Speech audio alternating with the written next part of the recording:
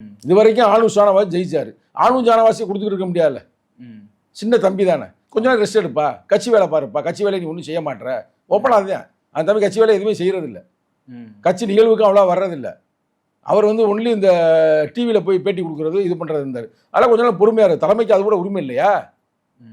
இன்னைக்கு பல பேர் அவங்க வச்சு சும்மா ஏதோ பதிவு போடுறாங்க. இப்போ எனக்கு பதிவு போடுறவன் பூரா கட்சிக்காரன், கட்சியில் உயிராக நேசிக்கிறவன்.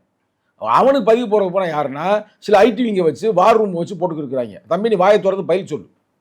ஆணூர் ஷானவாஸ் அவர்களே, வாயை திறந்து இதுக்கு பதில் சொல்லு. நடத்தான விவரமான பேசுவேன் இல்லைங்க, வா நம்ம பேசுவோம் நம்ம சேனலில் உட்காந்து. அந்த தம்பி ஒரு சேனல் வச்சுருக்காப்புலங்க, கட்சி ஒரு பிரச்சனை பேசுகிறதே இல்லை.